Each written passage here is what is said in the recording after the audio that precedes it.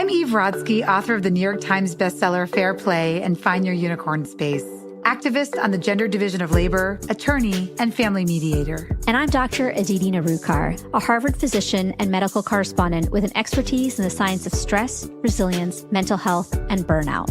We're so excited to share our podcast, Time Out, a production of iHeart Podcasts and Hello Sunshine. We're uncovering why society makes it so hard for women to treat their time with the value it deserves. So take this time out with us.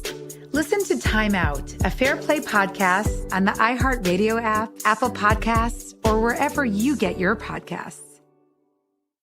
Hi, I'm Sarah Wendell. And I'm Alicia Rye. Introducing iHeart's new romance podcast, Love Struck Daily. Every day, we deliver a new love story straight to your headphones. 100% guaranteed to bring all the feels. A little bit of danger, a little bit of sexy, and a lot of heart. And for goodness sakes, just kiss already. Listen to Love Struck Daily on the iHeartRadio app, Apple Podcasts, or wherever you get your podcasts. I'm in love with you. Hello, I'm Minnie Driver. And on my podcast, Mini Questions, I ask trailblazers across different disciplines the same 7 questions. Questions about the inflection points in their life, what they like least about themselves, and what relationship has defined love for them. This season, I'm coming back with new trailblazers, like Blondie vocalist Debbie Harry, journalist and television host Jeremy Clarkson, editor-in-chief of InStyle magazine, Laura Brown, and creative juggernaut, Goldie. Join me as we continue this exploration on Season 2 of Mini Questions on the iHeartRadio app, Apple Podcasts, or wherever you get your favorite podcasts.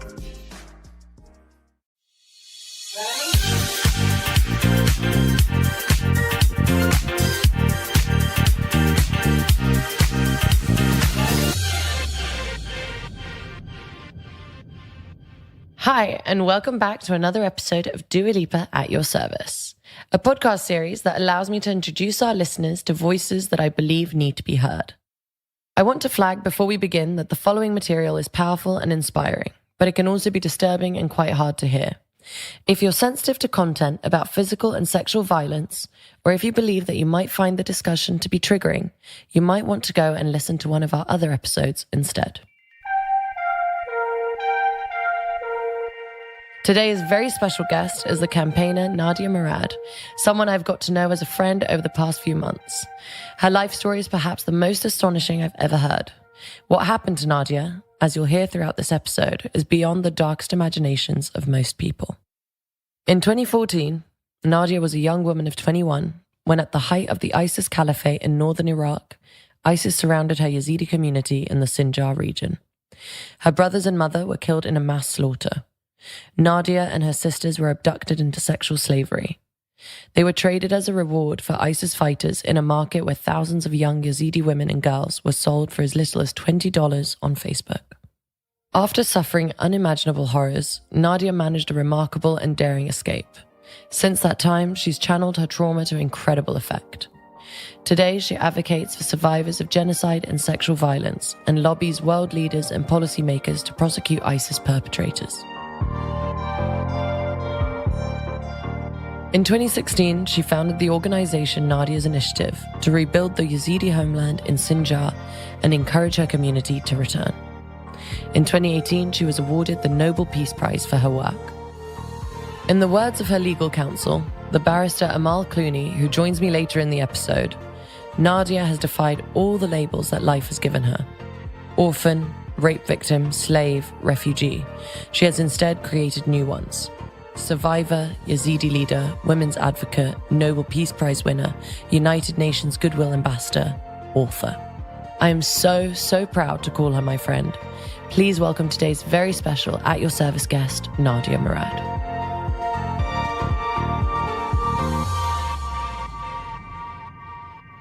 Nadia, first of all, I want to say thank you so much for being on the podcast today. I know it's probably very difficult for you to talk about things that have happened in your life and relive certain moments. So before we start, I want to say thank you so much for your vulnerability and your courage and your honesty. You have an incredibly moving story. So thank you for trusting me with this.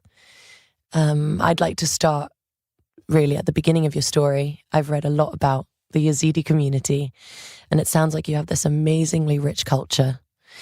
And I would love for you to just paint a picture of what Yazidi life in Iraq, the place where you live, the customs, the religion, what was that all like? Well, thank you so much. It's great to seeing you again. And thank you for listening to me. Thank you for giving me the chance to share my story, the story of thousands of women and girls from my community and other communities who are suffering from sexual violence, slavery, domestic violence. It's so important for me to be here. So Yazidism is a monotheistic religion, is spread orally.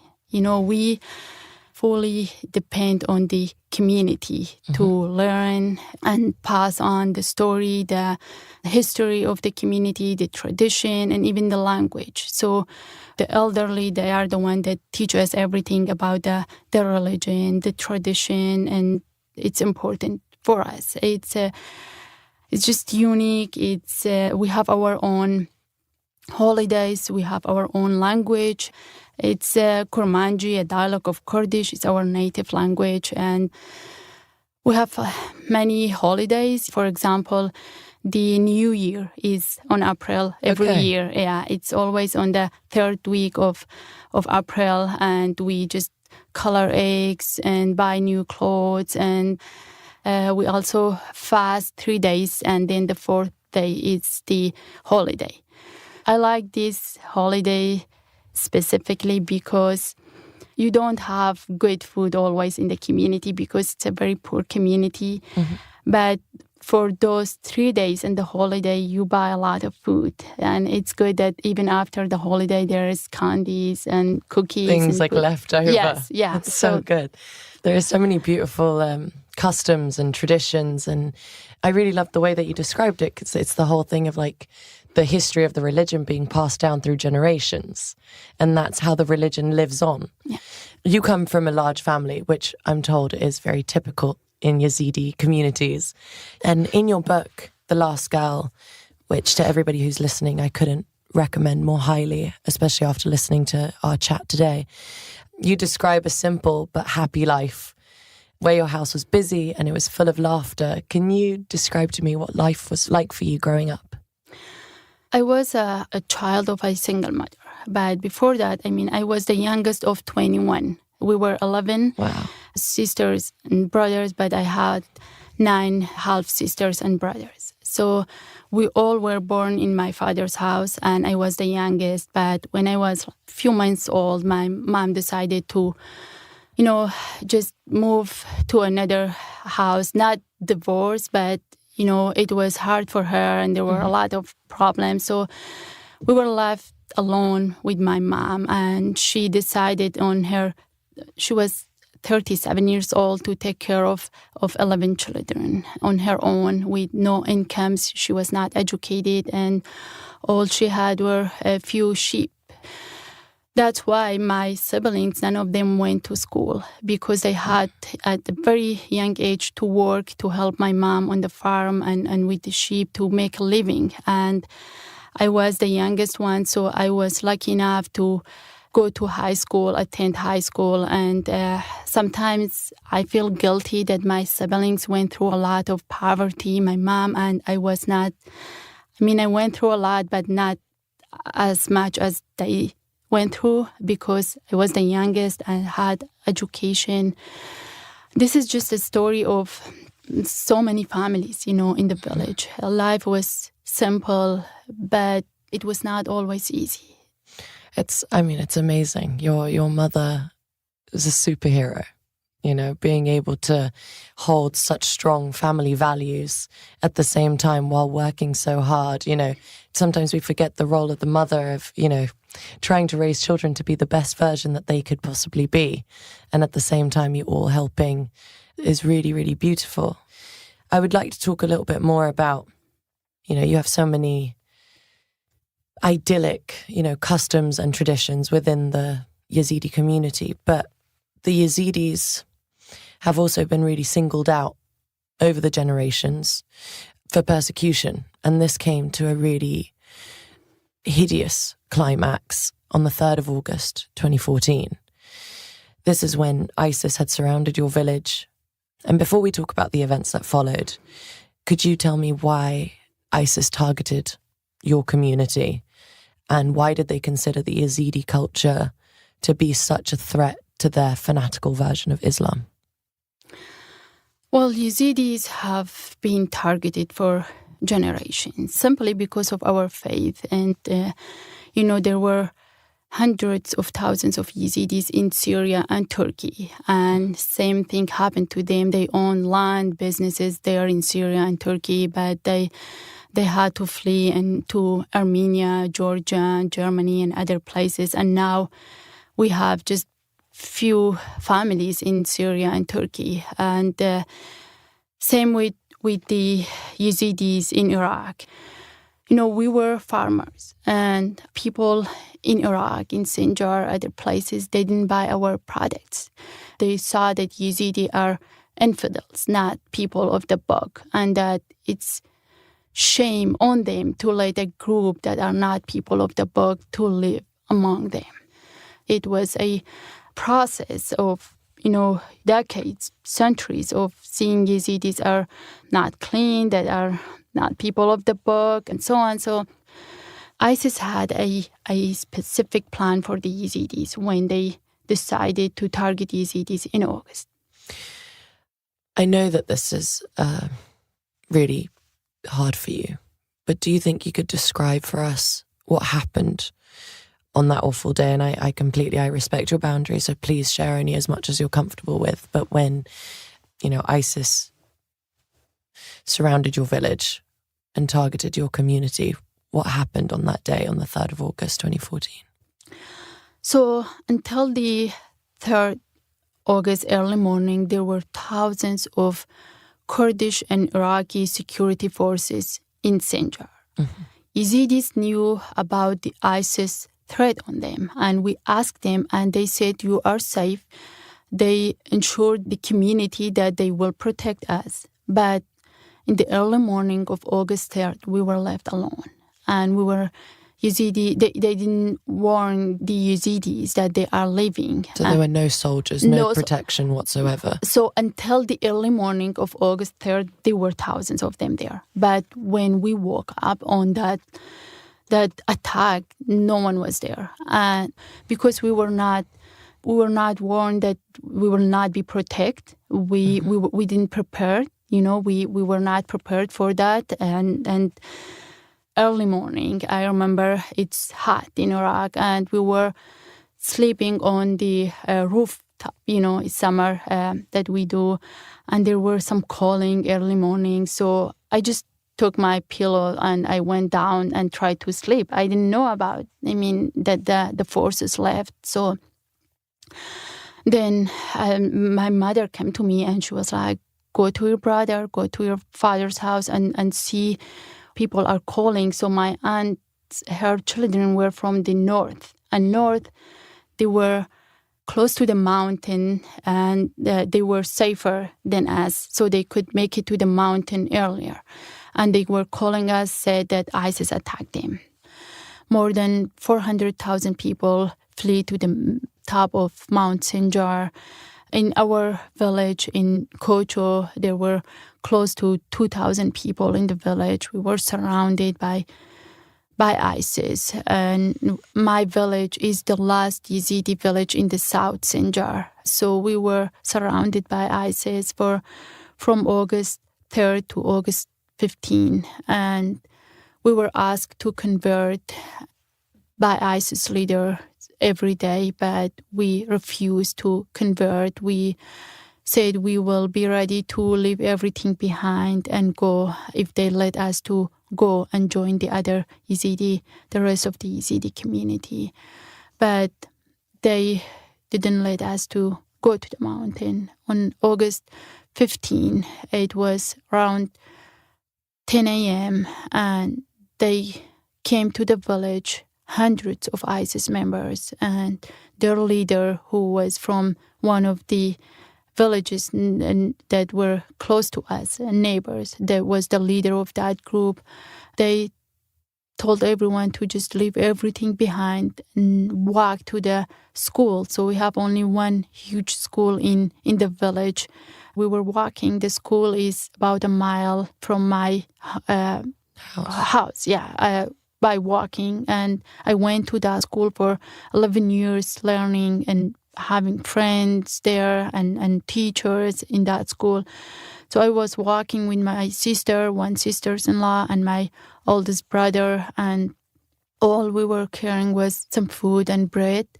And when we went to the school, everyone was there. Hundreds of ISIS were over the village. Weapons were there, and they're just seeing them was a lot. You couldn't just look them into their eyes because they were there to do the worst thing to you, and to me and my family and my neighbors.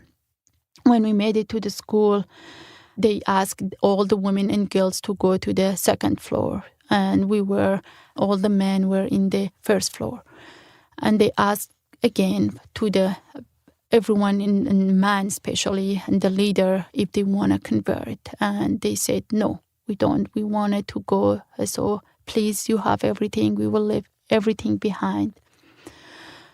I was watching everything in the school, and I could see they were taking their watches and wallet and everything and put them on the back on the truck. And we didn't know where they were, what they will do to them. So 9 of my brothers were there, and they took them all, of my cousin, my nephew, all of them.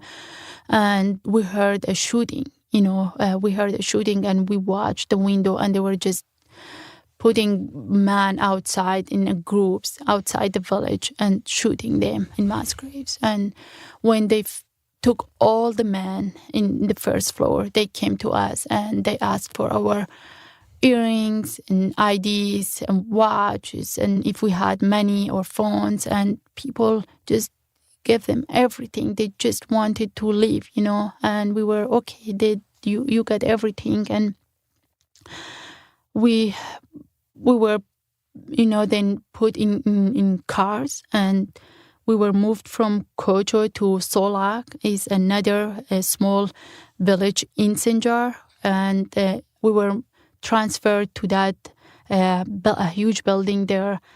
It was almost nighttime when they brought everyone from the village. And in that building, there were thousands of them there, and they were speaking the language, that Arabic that we know, because they were our neighbors, because we have shared things with them. We know them. We their faces were familiar. I know that if men were there, because men were more close, they know everyone. I knew that men will recognize them, their names and their families. But because we were women, we knew they were familiar, but we couldn't say who they were. So then they just checked women, and they separated us in different groups. Old women, like my mom, from age 45 to 80, and then young girls who were, as they said, they're ready for slavery from age 9 to 25. We were in my group, and there were women who were married and had children in another group. So in my group, we were close to 150 girls, especially from age 9 to 25. I had 3 of my nieces with me. All 3 of them were younger than me. And we heard that other Yazidi women and girls, they were taken before us from other villages in August 3rd. They were already in Syria and other places. So by 10 or 11 p.m., they put us in buses, huge buses, and drove us to Mosul. Still, we were not aware of what they will do to us. At that moment, I left everyone behind. My mom, my sisters, my sister-in-law, my nephews. All I had was my ID, which I kept with me, and my nieces. And we were in the bus, and there was this driver and another guy walking in the bus and just touching us, touching our bodies. And that moment I realized that we have no other future. This is our life now. And he continued to do that to all girls they were really very young, 9, 13, 11 years old, and they were just separated from their mothers and being for the first time touched by a terrorist man. And he was from Iraq all the way to Mosul, which was like 3 hours, just hoping and praying that he won't touch me or touch my nieces. But the biggest problem or the biggest thing that was waiting for us in Mosul, the moment we got there and they were there and they just brought group of ISIS members and they will come to the rooms and choose any girls they like it based on their, hair color, age, and body. And that is happening until today. That is happening with my friends who are still missing, with my sister-in-law, she is still missing. It's been 8 years since ISIS attacked the Yazidis, and so many women are still going through that violence that I went through. But I was not alone, and this is just my story.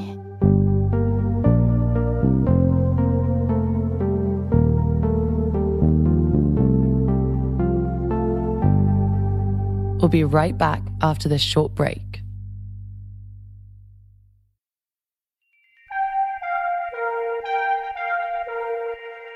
Before the break, Nadia took us through the story of her abduction, as well as the unknown whereabouts of family members and friends who are still in captivity.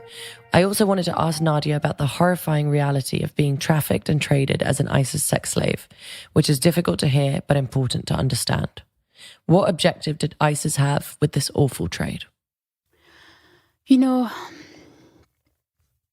ISIS knew that you could just destroy the community by taking the women and girls and raping them and use all forms of violence against them. And they did that, not to 1 or 2 or 10 girls, to 6,000, more than 6,000 women and girls in the community. And throughout the history, women have always been used as a weapon of war. And that was what ISIS did. And think about it, how many women and girls before us, they remained voiceless and silent because of what they went through, and their stories were not heard. People were not listening to them.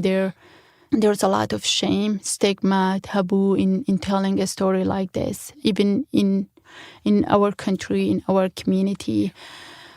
When I decided to speak up about what ISIS did to me and all the details, I did it because I know they did it to me already, but I was hoping that the world will listen and act and not let that happen to another woman and girl in other countries. And there are videos of ISIS when they are saying, do you want to buy my Yazidi girl with, for $10, $20? And that was happening. And these videos, they were on Facebook. Facebook. They were being sold. YouTube. Yes, and YouTube online. Yeah, so they recorded. They were proud. And until today, they are proud of what they did to Yazidis. And if they had a chance, they will do it again to eradicate the community from Sinjar, from Iraq. And everything was recorded. There are thousands of stories of women and girls from the Yazidi community who named the ISIS member who were with them and their background, and there are thousands of them in prisons in Iraq. But we don't know what will happen to them. Iraq is not doing anything to hold them accountable for for the crimes of genocide and sexual violence. And I can say that I know why many survivors are not ready to share their stories, because they're afraid that nothing will happen. Because when they share their stories, they are promised with a lot of, that they will help them, they will be safe, and that what happened to them won't happen to any other women. But, we always say never again, but it happens. It's very hard to say that, especially when things like this are happening all the time and women are at the hands of like you said, they're used as a weapon of war. Yeah. You know, it's really incredibly difficult to kind of fathom what that must have been like for you. And I know that after 3 months and several failed attempts with horrific consequences, you were finally able to escape and eventually be reunited with some of the surviving members of your family. And in the following months, you also received confirmation of what you dreaded most of all, which was that your mother was killed by ISIS. And I know that you and your mother were very close, and that you write about her as a very determined spirit, but also who laughed easily and who was very warm and a loving person. Talk to me about her and your memories of her. I was lucky enough to just run from the captivity, and I was lucky enough to find someone to help me to make it to the safety. But not everyone was lucky enough to make it to the safety, and until today, there are thousands of them that are still waiting to reunite with their family members. I was very close to my mother, and I received a lot of, love, attention from her, and I never knew that, it would just be a memory, to remember what she taught me. And I always say that she will be forever my hero, and that, the things that I learned from her, the value, the culture, the respect, love, and everything. And one of the last things she told me, her last words were, before they took me with other girls to Mosul, she said, I can't open my eyes anymore, and I just see death. And my mom was always optimist. She was my hero. She was, through those days we were surrounded. She will always try to make us feel comfortable that we will make it to the security. And then she told me and my sister, if I didn't make it to the mountain, I want you to just remember me as your mother. And that was all. But I don't think any mother deserves to see 6 of her boys being killed in 1 hour. 6 brothers being killed in 1 hour together is tragic for any family. And she saw the first mass grave when they were shooting men. And with that shooting, the first shooting, she just gave up on everything. And I was always hoping that she was not killed. And, I was just thinking like how someone can just kill a woman that she never hurt anybody. She was wearing her Yazidi traditional white clothes and covering her head with a white traditional thing. And with other women, I was like, she always shared our food, our clothes with our neighbors, and I learned everything from her. And I am trying to, tell her stories every time I see my nieces, especially and nephews. I tell her stories, and I told her story in my book with details. And because of what I learned from her when I wrote the book, everything that came from my book went to this work. And for the survivors in Sinjar. And I hope that those who are listening, that they can, understand that I'm not just, doing the work of speaking, but I'm also donating everything that came from my book, from all other awards, including Nobel Peace Prize, to the community, to rebuild the region, to advocate on behalf of women and girls, to make sure that what happened to my mother won't happen to any other. So I'm proud of everything I have done so far, and I will continue to advocate to make sure that I will be the last girl. Thank you so much for this. There are over 200,000 Yazidis still displaced in northern Iraq. And the 150,000 Yazidis who have returned to Sinjar are struggling to rebuild their homes in an area which has been totally devastated, and it's still being hit by airstrikes. In 2016, you founded Nadia's Initiative, which aims to rebuild Yazidi homeland in Sinjar and encourage your community to return. What have you been able to rebuild, and is it possible to piece together this fragmented community? Nadia's initiative and me alone, I'm not able to rebuild a region that was destroyed completely by ISIS. ISIS destroyed the basic services in Sinjar. Schools, farms, clinics, and houses. Yazidis' houses were destroyed in hours in the very first weeks of ISIS attack. And when I founded Nadia's initiative, I was hoping that with that I will advocate more on behalf of survivors of sexual violence, on behalf of my community and other communities, and work on the legal side with Amal and UN, the international community. But, I realized that the international community, our own government, and those NGOs in Iraq, they were avoiding to support people in Sinjar to rebuild the region. And they were like, it's not secure and it's destroyed. And they didn't know to start with what, because everything was destroyed. And they just avoided, and they focused mostly on these camps. And camps are not sustainable solutions for communities after a conflict. And I lived over a year in one of the camps in North. And it was just the second worst experience in my life.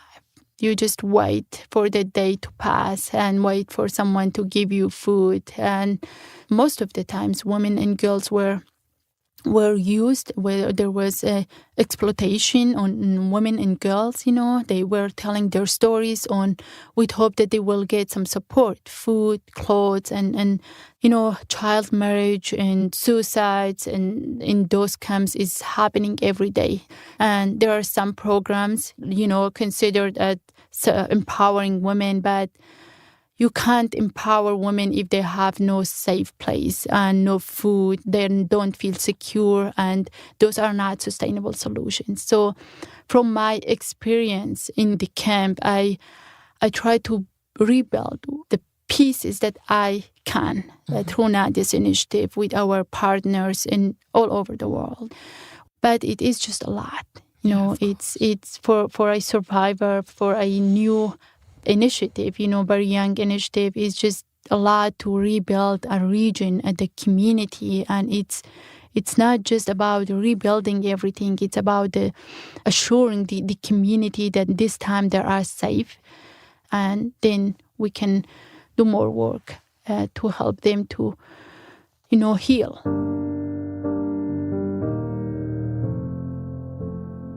I wanted to understand more about the legal process for bringing the perpetrators of genocide against Yazidis to trial, and why, despite the evidence, we haven't seen more prosecutions. I spoke to human rights barrister Amal Clooney, who's been lobbying for a coordinated international response to the genocide. Amal, thank you so much for taking the time to talk to me. You've been Nadia's legal counsel in her fight for justice for Yazidis since 2016. You've also got other Yazidi clients, both individuals and organizations. And in fact, you've actually recently just had a massive breakthrough where you secured your first ever conviction of genocide against an ISIS fighter in the German courts. Before we get to all that, I just wanted to talk to you about the legal situation of women like Nadia, who have been held captive, raped, had family members killed or abducted. They know who their oppressors are. They know their names. They can identify them in court. There are mass graves. There's a whole trail of evidence, and yet there's almost no prosecution. And I know it's complicated, but can you explain in relatively simple terms why that is the case? Well, first of all, you're absolutely right. And it's shocking, but unfortunately, this is what we are seeing in so many situations around the world where there is mass violence and the perpetrators are getting away with it, are not being brought to justice. And, if you take a step back, I know you've just heard Nadia's story, but the scale and seriousness of these crimes can't really be exaggerated.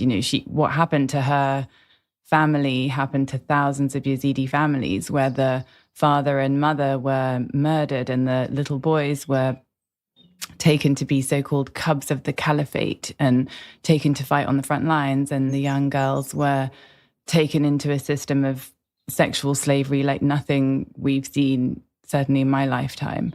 Traded, as you heard, online, bought and sold for the price of a packet of cigarettes sometimes. So the fact that this can actually happen in the modern day is shocking. I know, of course, we're all also shocked by the scenes from Ukraine at the moment. But as you say, not very many prosecutions. Why is that? The crimes couldn't be more serious, and the evidence was there.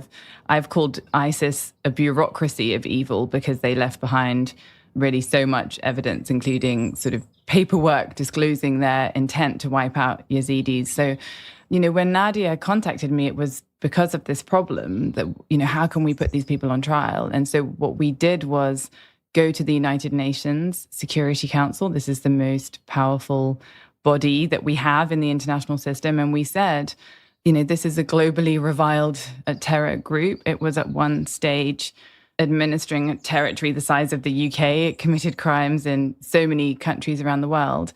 And the Security Council has a responsibility to deal with this. At the very least, we can't let the evidence disappear.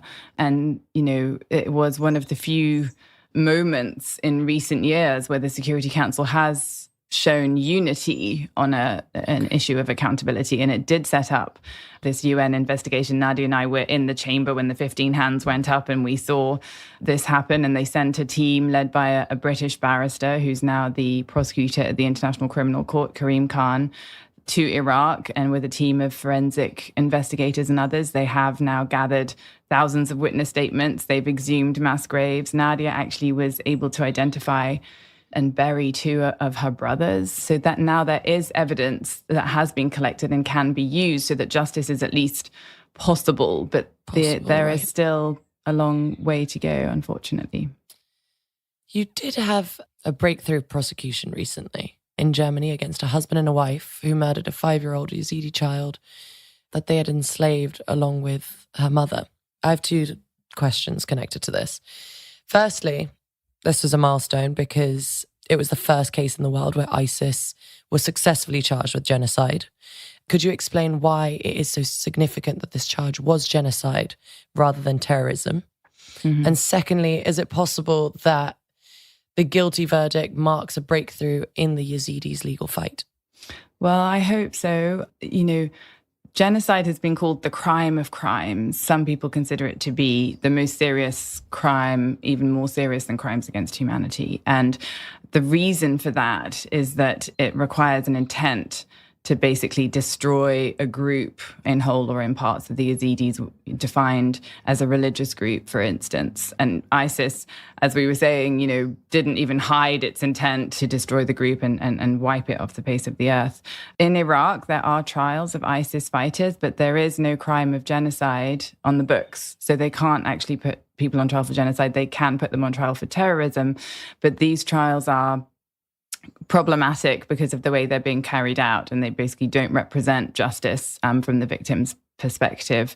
So those trials aren't really sufficient, and that's why Nadia and others have been for years saying, we need these trials to be taking place before an international court. We have an international criminal court in The Hague with jurisdiction over the crime of genocide, but Iraq has not recognized the jurisdiction of the ICC, and the Security Council has not given the ICC power to hold trials in this particular situation. So, one thing we tried to do to sort of fill the gap is basically go to countries where they have what's called universal jurisdiction laws that allow that country's courts to put people on trial, even if the crimes took place abroad, even if the defendant is not from that country and the victim is not from that country. And Germany is one of the states that has universal jurisdiction for the crime of genocide. The principle being these crimes are so abhorrent, a country should be able to prosecute them no matter where they occurred in the world. And so we have been successful in Germany in basically bringing to German prosecutors evidence and connecting them with witnesses so that trials could take place.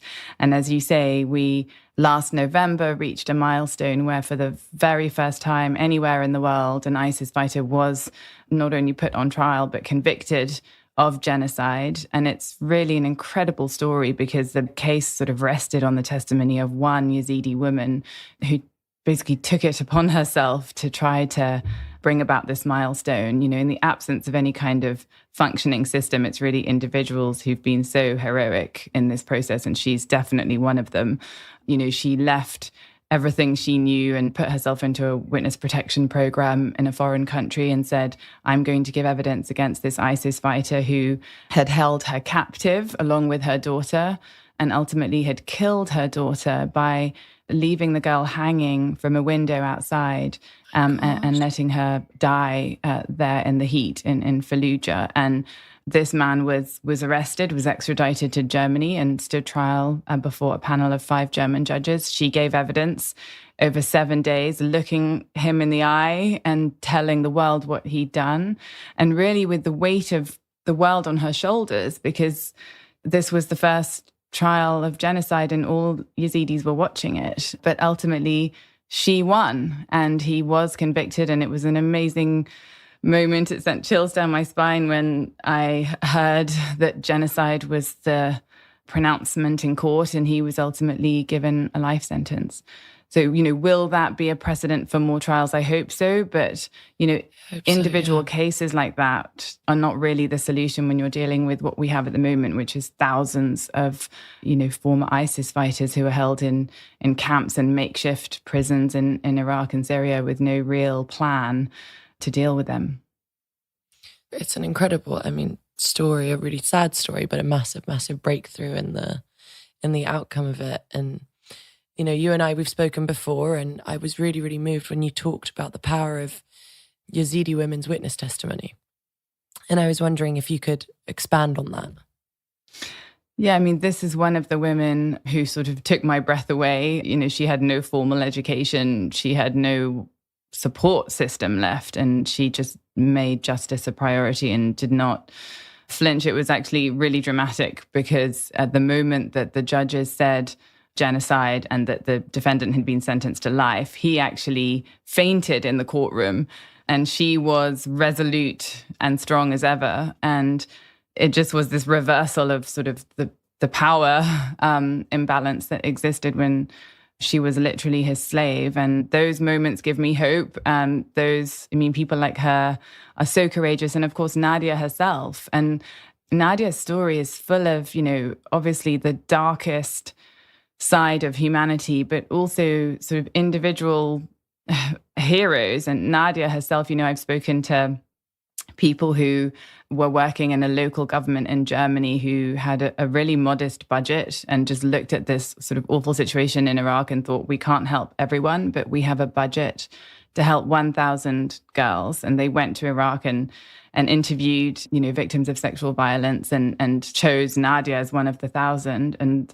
And they've told me that at the airport, Nadia just started to address the other Yazidis and sort of just try to inspire them and give them hope. And in the years that followed, I've been with her to women's shelters and refugee camps, and you get sort of women of all ages, grandmothers and women much older than her, sort of throwing themselves at her and saying, you're our voice, you're our mother, and just the strength that she has and the sort of responsibility that she felt to, as she says in her book, try to make sure that she's the last girl who goes through what she's been through. I think that's amazing. She also, when she finally got away from her ISIS captors, she just knocked on the door of a house, and there was a man who, at great risk to himself and his family, helped her to get a fake ID document and sneak her across the border.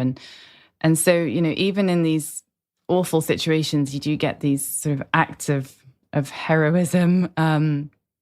And these women in particular who do transcend the labels that sort of were assigned to them. Nadia could have thought of herself as a rape victim, a refugee, a victim of genocide. And I've known her for many years now, and she's just gone sort of from strength to strength. Now she's a Nobel laureate and doing so much incredible work to help other women all over the world. And as the girl who ISIS tried to silence and failed. And it's been a beautiful thing to watch. My thanks to Amal for sharing those insights with me. After the break, I'm going to rejoin Nadia to find out about her life today, how running keeps her sane, and some rather surprising music choices. Now, at some point, your public speaking, you switched from speaking in Arabic to speaking in English. You're also studying for your degree in English. Was that a difficult transition for you? I mean, it's one thing having a chat across the table with me, but standing up at the UN with world leaders, it's another league. Was it important for you to be able to communicate directly without the aid of an interpreter? And what were your methods for becoming fluent in a new language? Well, English is not my first, second, or even third language. I speak Kurmanji. It's my native language. I was taught Arabic for 11 years at school. I was the first one of my family to attend high school, and my family was just proud of seeing one of the family that is going to the school. Like so many girls, my education was taken from me by ISIS. And then when I moved to Germany, I tried to learn German, but I never had a chance to attend school because of the work that I'm doing. I mean, I live between US and Germany, so when COVID started, I had a little time, to not travel, and I took few language courses at the American University, and then I decided to just get a degree, and I know I'm still working on my language, practicing every day. It's not easy, especially being an adult and learning a new language. It's not like a child trying to learn a language, but I study in English, I read in English, I listen to music, your music, my favorite. And wait, my favorite song, you know what? Which one? Guess what? Which one? Bang Bang. It was the first one that... Oh, the cover. Yes. Oh, wow. Of Nancy Sinatra. Amazing. Yes. It's... thank you. But I also listen to one of my secret favorite singer, Cardi B. I just, I'm sure she's very honored to hear that. I love her, her personality, confidence, and she was just one of the very first singer that I listened to her music, and I was so energetic, and after listening to her she music, has that effect. So she's amazing, and I hope that one day we can have a talk with her too. Yeah, absolutely. I mean, she's very, alongside with her fun personality, she also uses that as a strength in her activism as well. So I'm sure she would love to talk to you. And now, originally, we had planned that as well as recording this podcast today, that we would also go on a run together. I know, shit. But if I'm really honest, I was a little bit intimidated when you told me how far you run and how fast you run. Like for me, exercise is a really good way for me to balance my mind as well as my body. And I guess it's the same for you. When did you take up running and what do you get from it? Does it give you mental strength as well as physical strength to carry on with your work? So back home before 2014, for 11 years, I will every morning walk to school and come back from school, which was a mile, But I never walked outside, the village or hiked or anything. It was not safe for women, to be honest, to just take a walk like boys were doing from my school. When I moved to Germany, before I moved, when I was in ISIS captivity and when we were surrounded by ISIS, one of the things that I wanted to do more than anything else was to just run from the conflict, the violence, the hate in their faces. And I did it. I succeeded to just rescue myself. And when I moved to Germany, I just took long walks. I needed more than anything. I feel that I need to be think about my family, my life before, and I was taking long walks every day. And it was so safe to do it in Germany. And I was like, finally, I'm fully free, walking in full freedom, and no one is hurting me. No more, I'm not running from fear anymore. I'm just running for fun, for reflections on, my past and what I need to do now to help others. And then during COVID, I wanted to just give it a try, and I did it, and I couldn't stop. I was just going. You're going. very good and very fast. Yeah, it's amazing.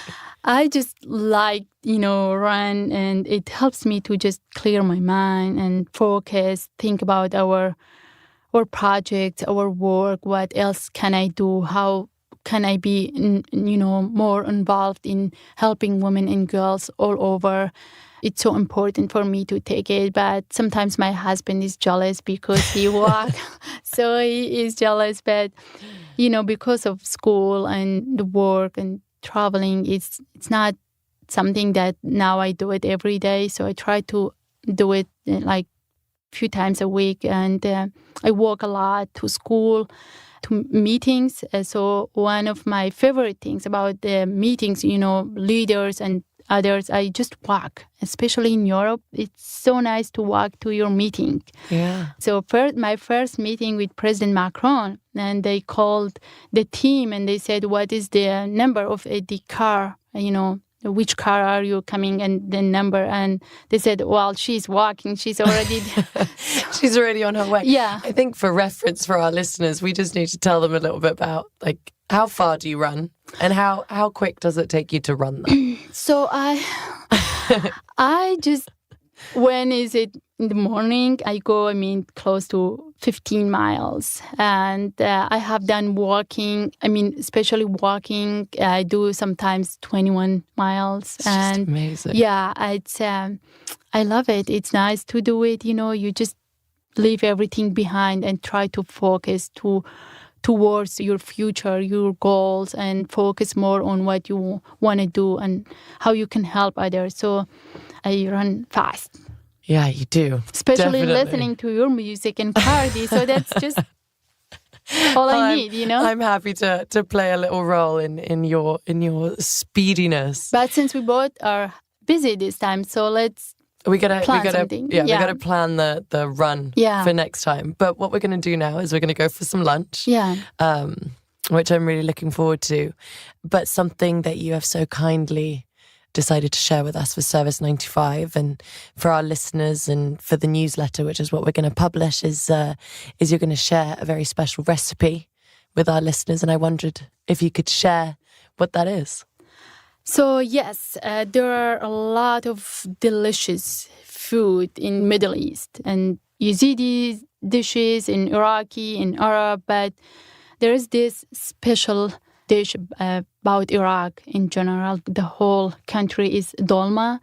I remember the first time we met, you said you like the wara anab, which yes, with I rice, love the rice in the vine leaves. Yes, so we in Iraq we do it differently, and it calls dolma. So it's so special. It's always made by women, and there are a lot of vegetables and rice, spices, and tomato sauce, hot water, and it's so good. But you need to make sure that you have at least 3 hours to prepare. Okay. Yeah. Okay. To prepare for a meal like that. It's yes, I have the recipe, and when you go to Iraq, people will ask you, have you tried Iraqi dolma? So you have to try it. Okay. Yeah. I'm very excited to share that with everyone. Thank you so much for that. And finally, I'm sure after listening to this, our listeners would love to know some ways that they can support the Yazidi community. Well, please first just go to our website and go to our social media platforms and see what we are doing. And if you have time, read the book, educate yourself. If you can help donate to Nadia's initiative, we assure that everything that we are getting support, it goes to build the region piece by piece, helping survivors of sexual violence, and just add your voice to ours. We need you to tell others and about the Yazidi community, about what happened to them. Right now in Ukraine, people need solidarity more than anything else. They need people to just stand with them, use their platforms. You don't have to be a politician to post something. I mean, you can just do it on a post on your social media, use your platforms as you are doing and others are doing to just raise awareness, on issues that many people are facing today. And they are so important and so common. They are not issues of sexual violence, domestic violence. It's not just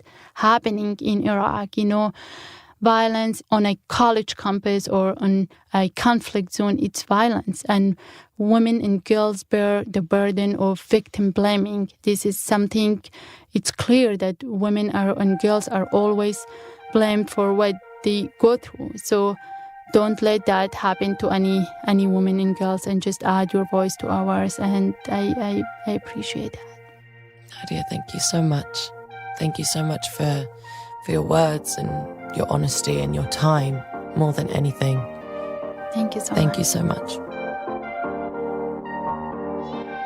Thank you again to both Nadia and Amal for their time, their grace, and their willingness to amplify such a powerful story in today's episode. I hope Nadia's story moves you the way it does me. And if you'd like to learn more about Nadia and her mission, or simply to donate to Nadia's initiative, please visit her website, nadiasinitiative.org, and subscribe to our newsletter at service95.com to make sure you get this week's issue, which features Nadia as well as the stories of several other female activists and trailblazers. It's an incredible issue and one that pairs so seamlessly with the episode you're hearing right now. So be sure to subscribe by Sunday to get this week's Service 95 in your inbox. I also cannot wait to make the recipe of Iraqi dolma Nadia so generously shared in this week's episode. And I'd love to hear from you all about dishes that evoke a sense of place or tradition or even a memory for you. Email us a voice note to podcast@service95.com with your name, and we might read a few of them aloud on an upcoming episode. On last week's episode, I asked for your fast food guilty pleasures after I revealed my meatball sub fetish. Here are just a few of yours. Hi, Duo. My name is Nick. I'm from Seattle. Meatball sub. What? Hello. I didn't even know anybody else ordered that. Around the University of Washington, the best place to get some late night food has got to be Aladdin's. That's a shawarma place. So you got your gyro, your kebab, your falafel. It's open until like 3:30 in the morning on weekends. So if you're stuck at university doing homework late at night, or if you're trashed after a party, that's definitely the place to be. Hey Dua, this is Ashley from the US. If you're looking for a good dessert, my recommendation for a late night bite in LA would have to be a chain in Southern California called Afters for their ice cream that they put inside of a milky bun, aka basically a warm glazed donut with ice cream flavors like mocha, jasmine milk tea, strawberry cookie crunch, and so many more. If you're looking for more of a meal, an In-N-Out burger with Del Taco's fries is always a fast food guilty pleasure for me. You've definitely got to try one or the other after a night out, and I can't wait to hear what you think of it. Hi, Dua. My name is Angelica, and I'm calling from San Diego, California. Here in San Diego, I personally believe that we have the best taco shops in the States. Taco shops are open pretty late. So in college, I frequented this taco shop called Trujillo's, which was down the street from the university. When we'd go to these taco shops, a staple would be either a burrito or a plate of fries. And normally I would get either carne asada fries, which carne asada is pretty much marinated sliced beef, on top of French fries with some guacamole, maybe some sour cream, pico de gallo. Or I'd get a California burrito, which is basically carne asada fries stuffed in a burrito. Sounds like a lot, but honestly, after a night of drinking, it's pretty satisfying. Yum. My stomach is now rumbling. Believe it or not, next week is the penultimate episode of At Your Service's first season. I've been having the time of my life doing these interviews, so I can't believe we're nearly finished with our debut series. Make sure to tune in next week for another very special guest, the Oscar-winning actor Riz Ahmed. And until then, stay well and talk to you all soon. Bye.